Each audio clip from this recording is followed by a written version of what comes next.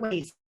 It says from to experts. It means that these experts are going to help you get started and share how they got started, and what really moved them forward and how they continue to move forward, because zero waste is about continual improvement. So this is myself, and I'm just honored and privileged to be part of this community. Our first speaker is going to be Joni Burns. She's the Environmental Health, Safety, and Sustainability Manager at Amgen. They, of course, are doing incredible work in helping to cure cancer and many other things, but they've made a very strong commitment to zero waste. And Joni brings over 28 years of experience. And I think that's what's amazing about Joni and our other speakers, is that breadth of experience that they're bringing, from policies and legislation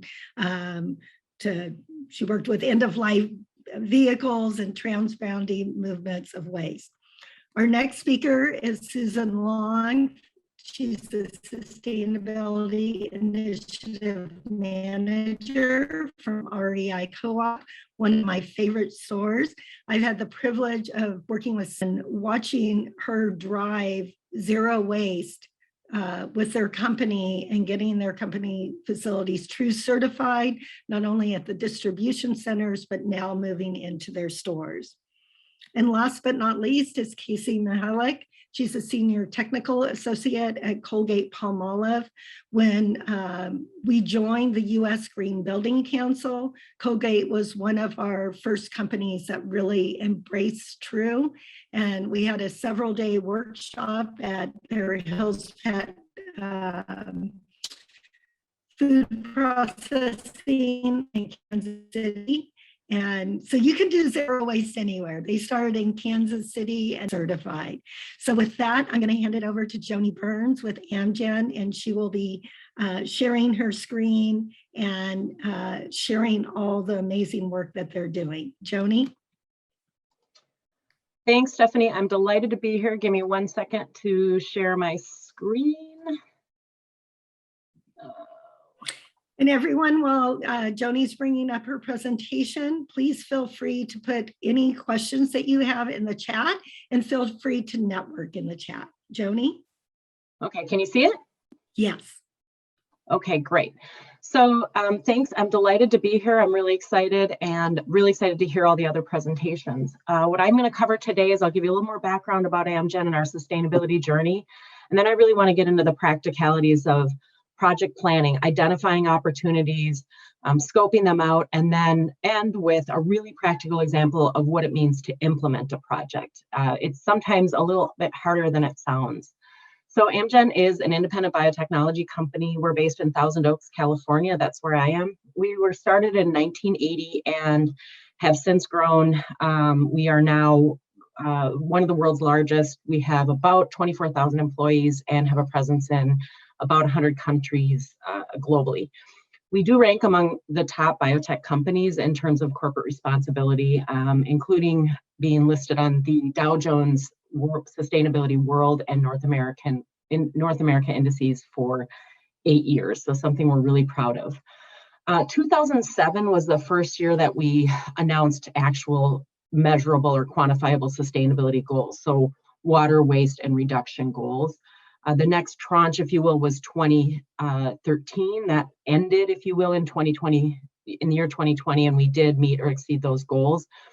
The next round, it takes us to 2027, and it is a game changer. We are really going to change how we do business. It's the plan is also known as the Road to Net Zero, so very apropos for the conference today. But we are aiming for 100% carbon neutrality, so net zero emissions by 2027 for scope 1 and scope 2 emissions, 40% reduction in water, and then a 75% reduction in waste to landfill. And what this graphic doesn't say, but there is a true commitment to zero waste where feasible. 3 of our sites are zero waste to landfill, and 4 people, myself included, are True advisors. You'll hear more about the True program in subsequent presentations, but it's definitely something where we're headed. And how we're going to do this, and that's the right side of that graphic, is innovation. We're going to change how we do business. managing our operations across the enterprise more efficiently. Stephanie mentioned supply chain. We're going to be working up and down the value chain, top to bottom, left to right, to get this done. So how we've done things up to now is somewhat project by project, and there's a lot of ways to identify those projects and to look for opportunities. And these are just a few examples of how we've gotten there and what people can do to get your waste reduction goals achieved. Number one, you can target your big hitters. You can kind of go for the obvious stuff. Organics literally is a heavy hitter. We all know that organics are heavy and something that typically contributes to a large proportion of your waste stream. Flexible plastics, for us, we receive enormous volumes of flexible plastics packaging. And you'll hear more about what REI, for example, has done on their supply chain. We're working with our supply chain on some of that, but it's just a waste stream that we could not address. Another approach is focusing on problem materials. Stephanie mentioned styrofoam. One of the first things I did when I came to Amgen is got it out of our dining services. There's no reason to have it there. It's harder in the shipping department. Again, we receive a lot of styrofoam coolers from our suppliers. And along with that, gel ice packs. If anyone has a solution for gel ice packs, please reach out to me. I've tried on several occasions to do something like a reuse program or a donation program. They're problematic and you know, they're very difficult to handle. They break, they're messy. So that's an example of where we tried to work with our suppliers to either send us the bricks, which are easier to handle, or just innovate and find other alternatives to them. On the cups and takeout containers, you know, the problem with those is we can't get people to put them in the right place. We did switch to, most of our cups and takeout containers are either recyclable or compostable. Some are even both.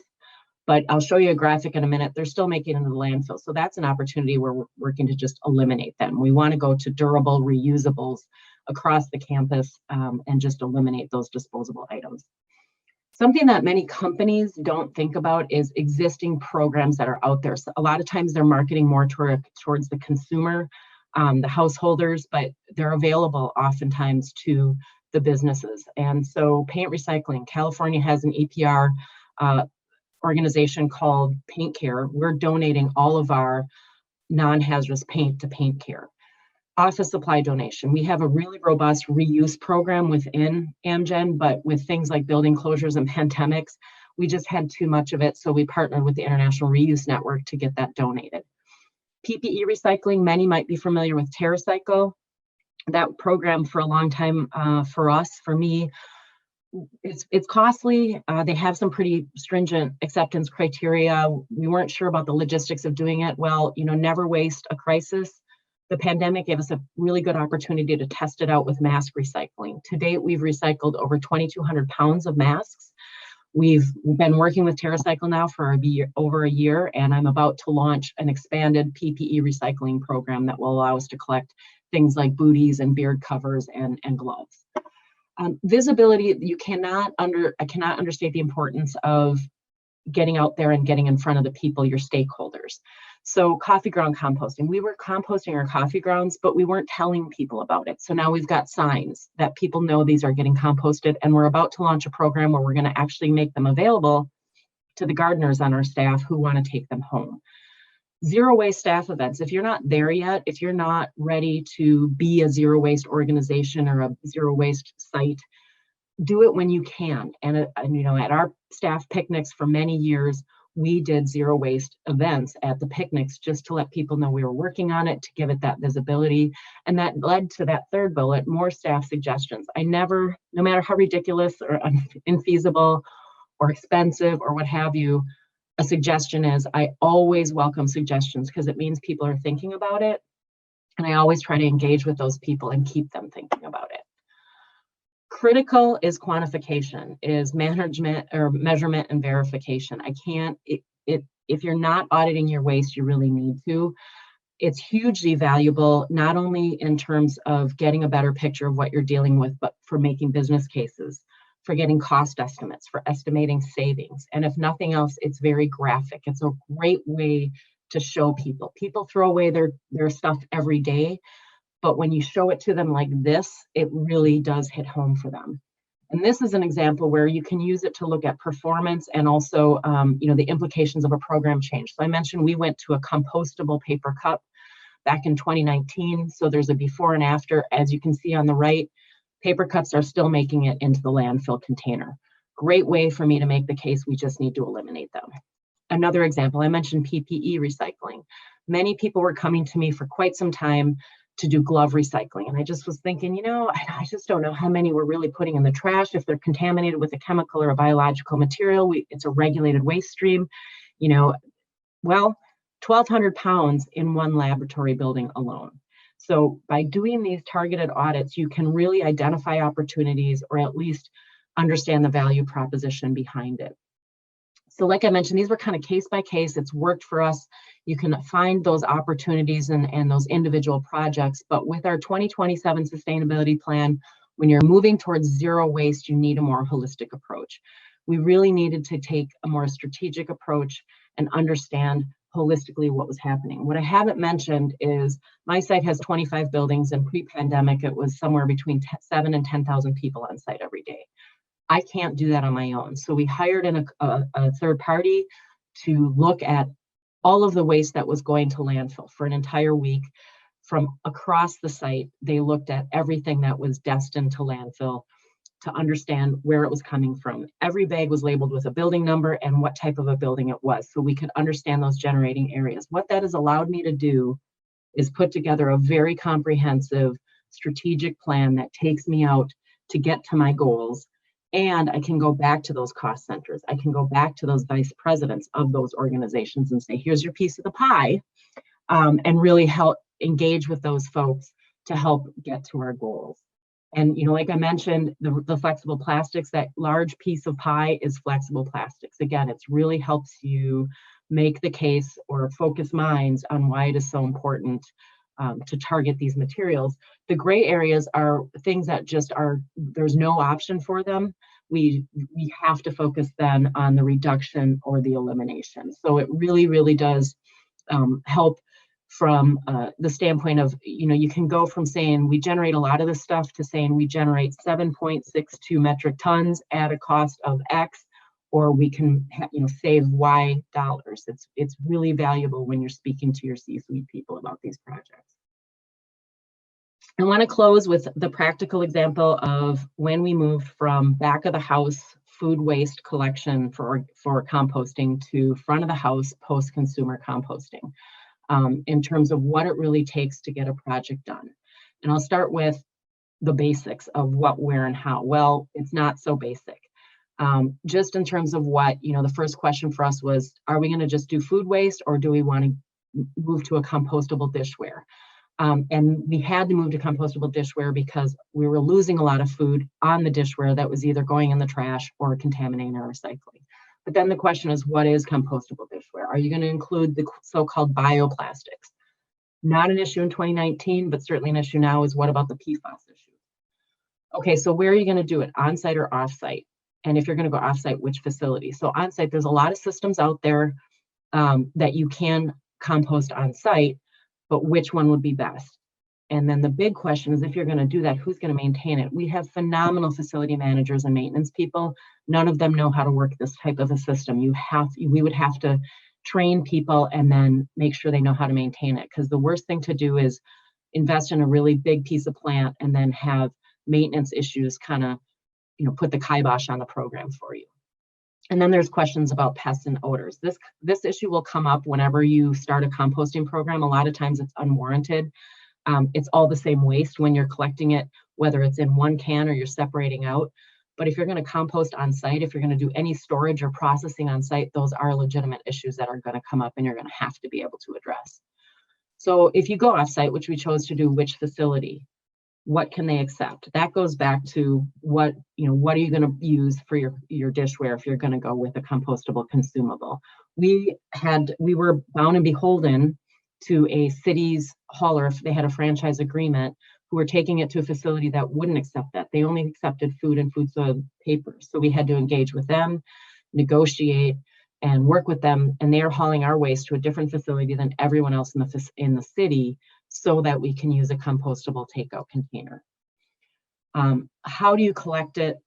How do you get it to your central collection area before it's picked up? And what are the storage conditions that you need to consider? Do you need new containers? You know, you're probably going to have to invest in a third container. Do you need new millwork?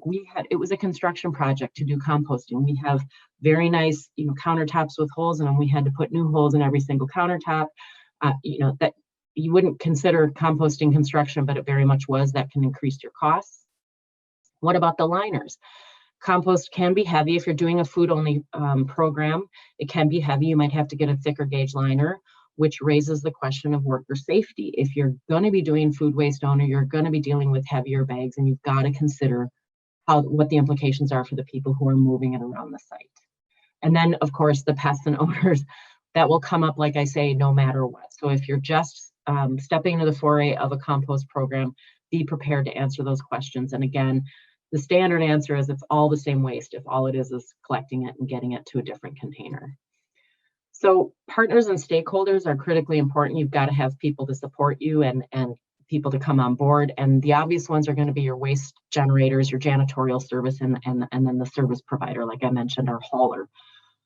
But I just got done talking about things like capital expenditures and, you know, purchasing. If you're changing, again, if you're going to be changing your consumables, the operating costs are going to change. You're going to be modifying your contracts, and communication is absolutely key.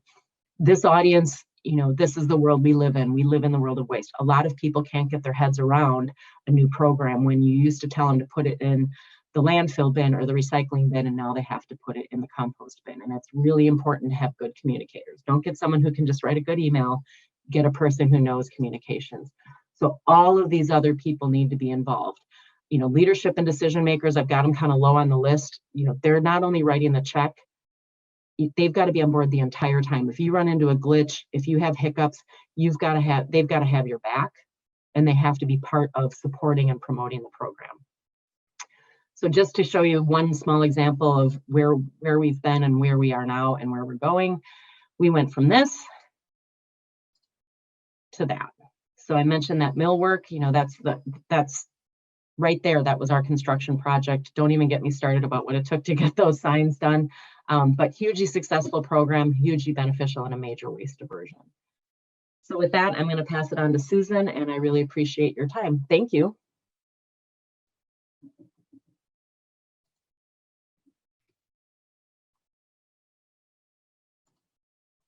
Thanks, Joni. Let me get my screen shared. I have so many screens, it's hard to get to the right one. Is that it?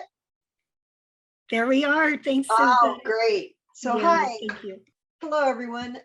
Sue Long with REI. I'm really excited to be here. I'm the Sustainability Impact Manager working on operational issues at REI. My pronouns are she, her, and I am speaking to you today from the traditional lands of the Duwamish people. So what I'd like to do is talk about our sustainability commitments, including our zero waste commitments and what we're working on, and talk a little bit about the journey we've been on towards being a zero waste company, along with the key next steps and challenges that are occurring. And just to double check, are my slides advancing? Yes, Susan, could you do me one favor and just go up to slideshow and hit, because we're seeing the slideshow and then current slide. Thank you. Awesome. Okay. So first of all, a little bit about REI. REI is a co-op retailer of outdoor goods, and we were founded in 1938. We have 20 million members, and they are the owners of the co-op. It's a private structure and a co-op structure. We have 168 stores in 41 states. We just opened in 2 new states, Wyoming and Maine. So we're really excited about our expansion. And in addition to our stores, we have an experiences arm, which involves travel, experience centers around the country, and classes both at stores and out in the field. And a really exciting and pertinent business area is our used gear and member trade-in program. We've long, as many of you probably know, we've long had garage sales, but we also now have an online used gear program, and we've just launched a program for members to enable them to trade in goods that they're no longer using for credit and to get them into the hands of somebody else who wants them. We also have the Uncommon Path as our media arm, where we're doing anything from articles and expert advice for members up to film. So we're really excited about the growth in that area. So that's REI. And our commitments, we have a number of climate commitments, reducing our emissions by 55% by 2030, achieving carbon neutrality. We've joined Climate Neutral, the organization that a number of outdoor and other organizations have joined to create accountability for our greenhouse gas commitments. We're very active in climate and outdoor advocacy. And we're planting trees with the Trillion Tree Initiative. But pertinent to this discussion, we have committed to be a zero waste organization across all of our operations by 2024. So just a little bit of history of what that journey has looked like. In 26, we've long had a zero waste commitment, and we formalized exactly what that meant in 2016. By selecting TRUE as our framework. We felt like that was, and I'll go into some of the reasons why we thought TRUE was the best framework to follow. But in doing that, we did some of the things that Joni talked about auditing and so forth, and identified one of the big barriers to our zero waste, particularly in our stores, was plastic film, which is the plastic that almost all apparel and other things come wrapped in. In 2018, we were able to set up and get running a pilot to recycle film from one of our DCs, which enabled in 2019 that DC to certify under the TRUE Zero Waste framework as a platinum site, which we were really excited about. In 2020, we were able to expand that pilot. I'll talk a little bit more about what we're doing there. But we expanded that to all of our stores, and all 3 of our DCs are now facilitating that recycling. So we have eliminated plastic from our waste stream, which has really helped. It was our big material that was still in our waste stream. In 2021, we actually went ahead and certified our other 2 DCs and are in the process right now of certifying a couple of stores, retail stores, under the framework, which is it's a lot of learnings and a lot of challenges, but it's been really exciting. And again, our target is 90% plus diversion in all operations in DCs, stores, and offices, once we have them again. And I saw a lot of chat in the chat. This means diversion from landfill or waste to energy. So why did we choose TRUE as our framework to follow? Well, we definitely wanted that accountability from a third-party certifier. There's a lot of people who do say they're a zero waste organization and are doing great work, but we felt it was really important to have that third party to kind of certify that we're doing things the right way, and it's a neutral set of eyes looking at the data. We wanted to land on a consistent definition of zero waste. There's a lot of different definitions. We saw this discussion in the chat just now about, well, does it include waste to energy or not? We don't consider waste to energy ideal, and it isn't part of our diversion. We felt like TRUE presented a really clear set of requirements and a really good process to follow. So we thought that was a good reason to go with that. And at the time, TRUE, I believe, was not part of USGBC, but they had an intention to follow, to develop a portfolio process similar to Lead for Retail. When you're a multi-unit retailer like REI, that's a really important capability to have. And then since then, as you all know, True's joined USGBC and has developed that process. So we're really excited to delve into that. And we found that just that certification, it kind of incentivizes all our sites. The DCs are kind of in friendly competition with each other, and the stores are really excited about this process. So we found that formalizing this was useful for engagement. So how did we approach this? At each site, we form a project team with the site personnel to capture everything, because you just never know what innovation a site like a DC or a store is doing. So it's really important to get people at the site involved and get them providing the information. Audits, deeply understand your material streams and find those key challenges. And for us, plastic film, we'll talk about that on the next slide a little bit. And be aware that your data is probably going to come from many, many sources. There's certainly a lot of it comes from for us, we have a waste consultant who maintains a dashboard with all of our waste data in terms of, what is the tonnage going to landfill, to recycling, to compost, etc., cardboard tonnage, etc. But you may need to get data from backhaul for film. We backhaul our film to the DC, so we need to look at our logistics data for evidence of that. Or for us, as I mentioned, we have garage sales, and that's a diversion from landfill. You would need sales data on the units that were moved into the garage sale. And then I operate as a program manager at headquarters to kind of coordinate all that. So that's the approach that we take, and it works quite well. So I wanted to talk a little bit about how we attacked the film issue. So this plastic film is the bag that comes around just about every apparel or other gear item that you can think of. There's also pallet wrap, bubble wrap, and of course there's shippers and so forth. So there's a lot of film in our stores. A large amount of it though comes from the goods that we carry. We carry not only our own brands, but 1,000 other brands of product in our stores.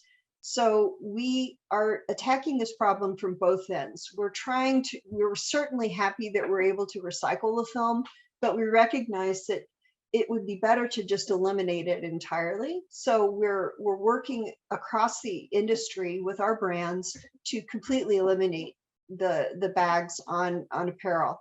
We eliminated, our REI brand eliminated the bags on individual items, I think it was 2009, and found that they weren't really necessary. So we're trying to educate our other brands about that and share our success through industry organizations and with the brands directly. We share that we roll and pack our apparel items in this way. It's called a roll pack. And a number of brands have taken that up to eliminate poly bags. But there are other ways to eliminate. So we're open to whatever the brands can bring to us that works. And as of 22, we are going to start charging brands who are still using bags a fee for recycling to support the recycling of those, to encourage them to work on elimination. So just trying to eliminate that at the front end of the pipe while we continue to operate our backhaul program and deal with the issue at the stores and DCs. And since implementing this a year ago, or a little over a year ago, we've diverted over 500,000 pounds of film from landfill. So just in conclusion, some key learnings from all of this work, it kind of towards using the True framework. What you'll find is there's a lot of corporate level policies. So across multiple sites, that there are a lot of corporate level policies that will apply across your portfolio and against multiple credits, programs, policies. programs like film can be used against multiple credits. And this drives, helps you drive innovative solutions for things like film. So this work really helped us to set up that backhaul program and get the logistics team bought into that. And then finally, as I said, certification is a great source of pride and engagement with the employees on the site. I would also say certainly we have some other challenges remaining. Just like Joni was asking about gel packs, we have things like stove gas canisters and silica packs and some other things. So again, if anyone has any suggestions, I'm all ears. And now I will pass off to Casey from Colgate. Great, thanks, Sue. I am going to share my screen.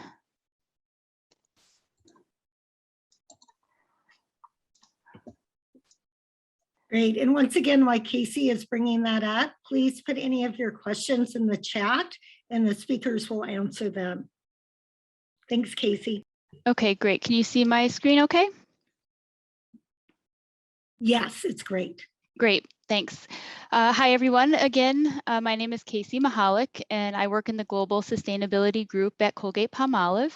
And I'll be talking to you today about Colgate's global implementation of True Zero Waste certification. So here's the agenda for my presentation. I'll talk briefly about our journey over the past decade, touch on our 2025 sustainability strategy as it relates to True, and then I'll talk about how we initially approached True and how we really accelerated our certifications. And then I'll touch on our plans from now until 2025 and discuss a few of the activities that I think that we do well, and then end with a brief summary. So just a brief overview of Colgate. We are a $16.4 billion consumer products company. We make products in 4 different categories: oral care, personal care, home care, and pet nutrition. We have just over 34,000 employees worldwide, and our products are sold in over 200 countries. So I want to first talk about Colgate's waste journey over the past decade and how our actions over the past number of years really set us up for success with True. So we had actually been collecting high-level waste data since 1998, but we never did anything with that data until 2010, when we set our first landfill waste reduction goal. And this was a 15% reduction goal from 2010 to 2015. And in order to achieve this goal, we needed to have more detailed waste data, which we started to collect. We had to make sure that all of our sites were submitting that data and that the data was of good quality. So that was the first step. And then in 2011, we launched our own internal Zero Waste to Landfill award. And this award was solely based on numbers. It had no management systems aspect to it, and sites had to achieve 0% waste to landfill in a calendar year. So if a site had an issue and sent even the smallest amount of waste to landfill, then they were excluded from the award and had to wait a whole calendar year to be eligible again. We maintained this program for about 5 years, but we're never truly satisfied with it. Along the way, we achieved that first 15% landfill waste reduction goal. We actually achieved a 41% reduction by 2015. Then in 2017, we became aware of the True program. And since Colgate had a long-standing partnership with the U.S. Green Building Council on LEED, we thought this certification program, would be ideal to replace our internal award program. And similar to Sue, we felt that we felt this way because the U.S. Green Building Council is a credible third-party organization.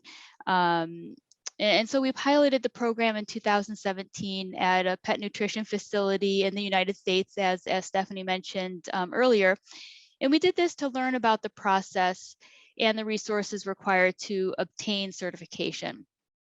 And as of this week, and I say this week because we just we're notified that our first warehouse just received platinum certification. So right now we have 26 true zero waste certifications spanning 16 different countries on 5 different continents. And as we look towards 2025, we have committed to achieve 100% true zero waste certification for our global operations. And next, I'm going to talk about what is driving that 100% true zero waste certification goal. And that is really our 2025 sustainability and social impact strategy. And this strategy is all about our purpose for reimagining the future for people, their pets, and our planet, and centers around 3 ambitions. The first being driving social impact.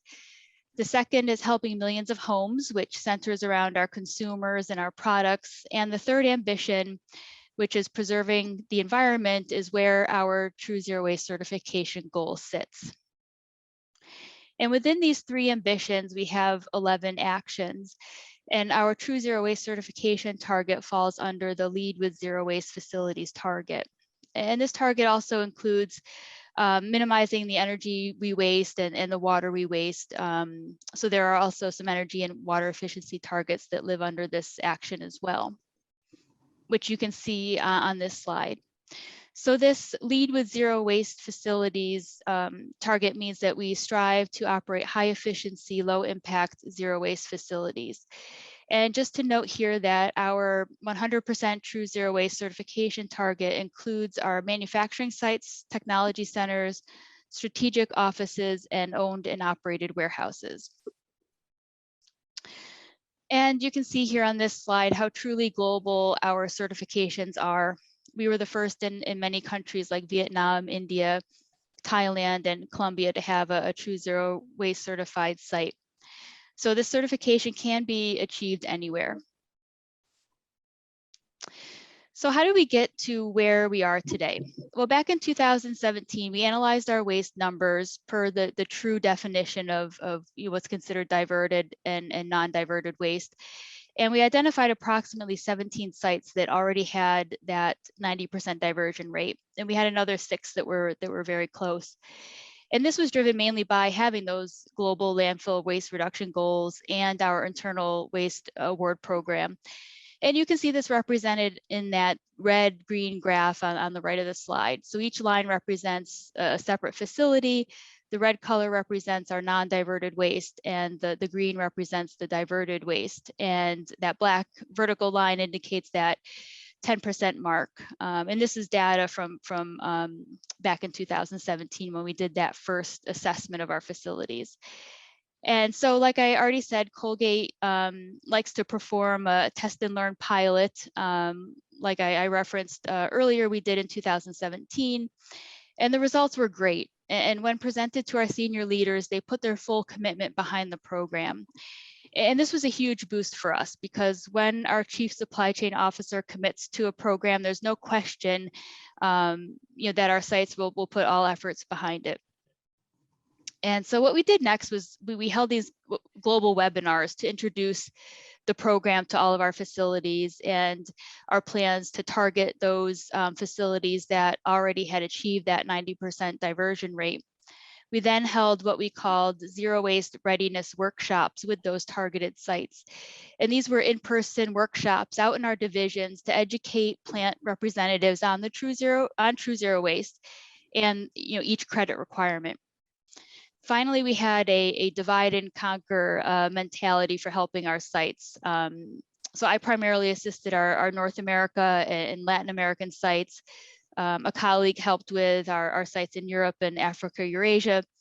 And then our Asia Pacific division EHS manager provided assistance to the sites in his region. So sharing information has really been key to accelerate our certifications. After a few sites were certified, we developed a Google Drive that houses all of the certification information in one location so that a site pursuing certification can reference this information. So we have all of the site applications, all the credit documentation, the preliminary reports, and final reports. So a site can search for documentation on how other sites have implemented a particular credit to get some ideas. And we have created slide templates and training presentations as well to help facilities. And another thing that's really helped is that we've found that certified sites, within a region, have helped the non-certified sites, with reviewing materials, understanding the credits, and things like that. So looking forward to 2025, how are we going to achieve our ambitious goal? So all of our work to date on this target has been with our manufacturing sites and that one warehouse that we recently achieved certification. And now we're adding our strategic offices and all of our other owned and operated warehouses. So what we found is that our division leaders have really embraced the target and developed division-led true zero waste teams. These teams meet regularly to assist those sites that are pursuing certification.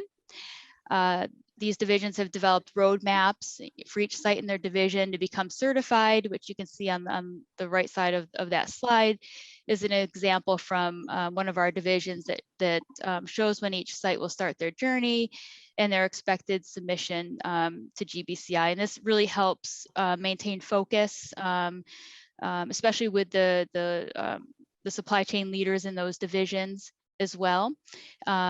And also this has led to more employees becoming true advisors. Previously, we only had 2 true advisors, and now we have 8 true advisors spread all over the world. And partnerships will also be key, especially in our office locations. For example, we're working with one of our integrated facilities management companies on tasks that we can do now in our offices to prepare for when employees return to work. So in the next few slides, I just want to touch on a few credits that I think that we do well.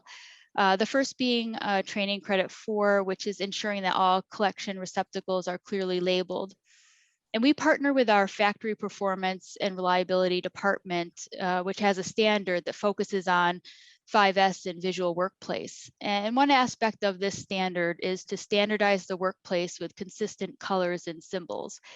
And when I talked about partnerships in the last slide, this is an example of an internal partnership that helps with certification. And you can see in the slide an example of the standardized labels used for collection receptacles at one of our facilities. Another example is redesign credit number 3, which is to review all 9 points of generation. And this slide shows an example of a waste stream map that many of our sites use to identify the waste generated in each area of the facility. And this particular map shows a warehouse associated with one of our manufacturing facilities. And it provides a great visual of the non-diverted wastes, which are in red, and the diverted wastes, which are in green. And it clearly shows which types of waste need action to find diversion opportunities. And then from that, this particular site had created a table of action items to track, and it's a great way to organize your actions that you're pursuing and to keep this in front of your, whether you have a local green team or your management at your particular facility. So really, in summary, what helped us be successful with this program is having a smart rollout plan, initially with doing the test and learn pilot, obtaining all of that information, identifying the sites that we wanted to target initially. And then again, as I mentioned, leveraging internal and external partnerships, sharing and replicating those ideas among your facilities. And really the True Zero Waste certification program has been for us a global platform for improvement. Thank you. Great, thank you, Casey and Joni and Sue. We actually have a few minutes. I'm gonna let you either answer a question that's been answered in the chat, or if you want any just closing comment. So first of all, thank you so much for all this information and your time and expertise. And I know that there has been several questions on what happens when your products leave your facility and how you count that packaging or how you're looking at closing the loop. We do have a great concurrent session today that is circularity products and processes. So check that out. And True has a sister organization called Cradle to Cradle Institute that works specifically on closing the loop with products and packaging. So with that, I'll just open it up. Joni, you can go first, and then Susan, and then Casey for just any closing comments, and then we'll move on to our keynote. Thanks, Stephanie. I really appreciate it. I do appreciate a lot of the thoughtful comments and questions. I know there's a lot, there's a lot of skepticism out there about where does your waste go and, do you follow the waste? We do that. We audit facilities where our waste is going. And we do, we're hard focused on not doing things like exporting to the extent possible, focusing on mechanical recycling versus things like, chemical recycling or advanced recycling wherever possible. As a large, very complex business, sometimes your options, you're very limited, and we're working up the hierarchy. And so, some options aren't ideal, but it's better than landfill, for example. And it's a start, and it's only a start. And you continue to keep working on it. It's a journey, just like the title of the presentation suggests. So we won't stop looking for those alternatives, but it really is just, one step at a time. So thanks everyone again for your questions. I really, really appreciate it. And thanks for including me in the conference. Yeah, thanks everyone. Building on what Joni said and kind of addressing that great question about products going out into the world, that is one of the reasons we focus on our used gear and garage sales and so forth. REI's real mission is to get people outdoors, to make the outdoors a space for everyone. It's really not to sell things, it's to get people outdoors. And if we can get more life out of gear and get it into other people's hands, we're really excited about that. And we're really leaning into that area of circular economy around products that we sell. Great. And Casey, any closing comments? Yeah, no, I really appreciate being part of the presentation today. And I do see a question in the chat around Colgate's plan to address plastic packaging for products. Yeah, we do have plastic reduction goals, increasing the recyclability of our packaging. And again, it's all a journey as we've talked about today. So hopefully you'll see some new and exciting changes to our products and packaging in the near future. So thank you. Yeah, and one more point on that too, that I think all of us are really focused on is not only changing what your packaging is, but communicating to the end user about what it is. That's a really critical part that we started to do. There's things like the how to recycle labels or anything that tells people what it is so that they can make the choice at the local level. And I think that's also a critical component, is just educating our end user, our patients in the case of Amgen. Great, thank you again, and I'll clap for everybody. It's been an honor listening to you, and just thank you for the work that you do every day. I think our recycling and sustainability people, they're always pushing that boulder uphill with leadership and vendors and other partners. So just thank you for being diligent.